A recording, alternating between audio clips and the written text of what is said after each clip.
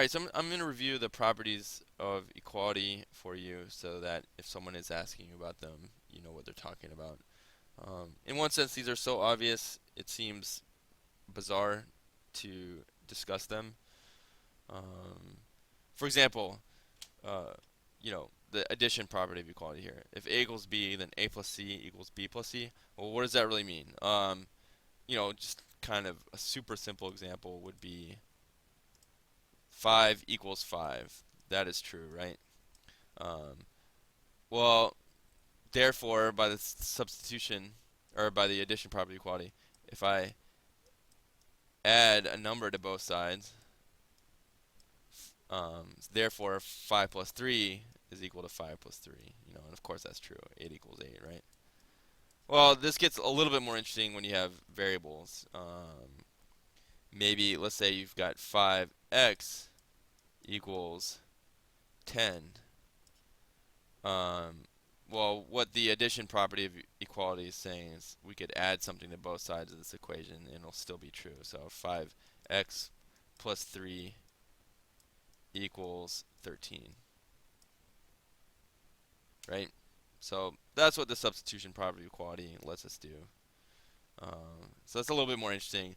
And then the subtraction property of equality says that if A equals B, then A minus C equals B minus C.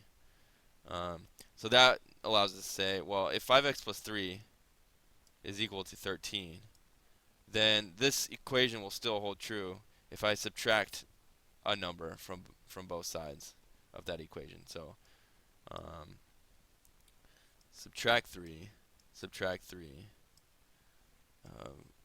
5x, so 3 minus 3 is 0, so that's gone, equals 10, which of course is where we started, right? So this is kind of what's going on in the background when you're solving equations, and kind of trying to isolate the variable by doing various operations like this.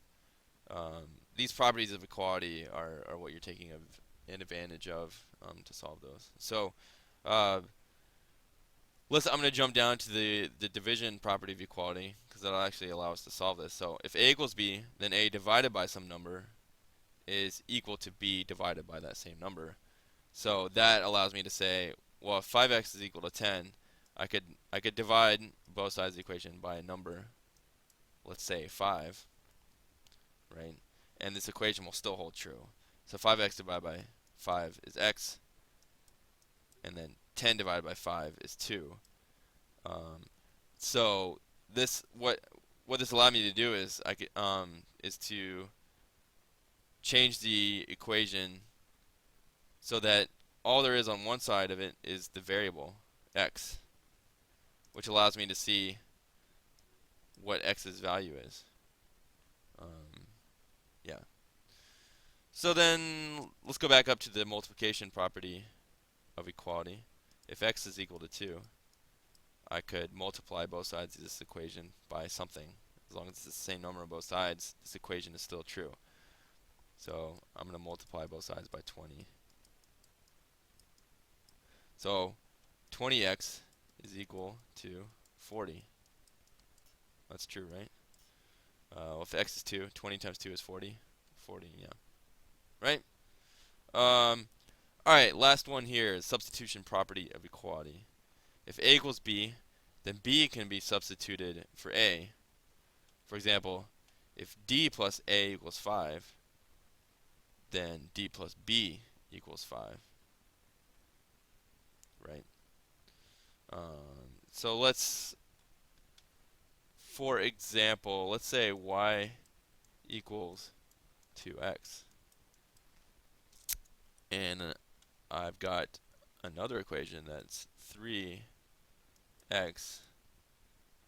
plus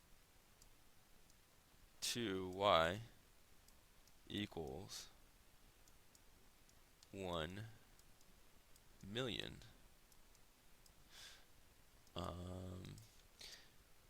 Well, if this is a system of equations, meaning these y's mean the same thing and these x's mean the same thing, then what I can do is I can say, well, if y equals 2x, then I can just put in 2x wherever I see y.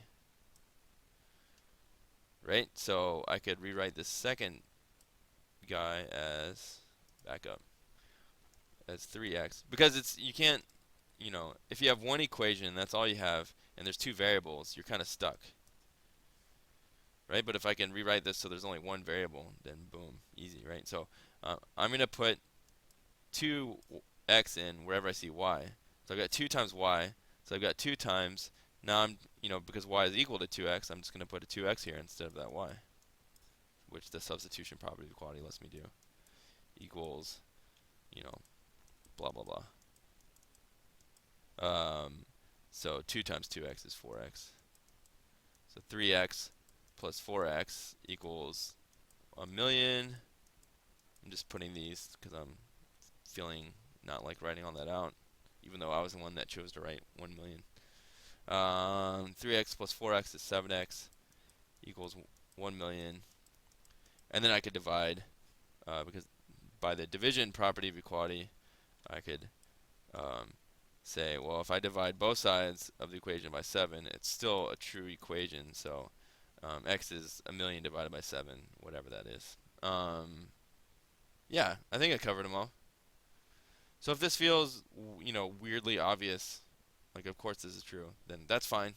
This is kind of popping open the hood of math, so to speak, and showing you what are the properties, what are the principles behind the scenes that are allowing you to do things to equations in order to solve for variables. So, there you go. You're all set. Have fun.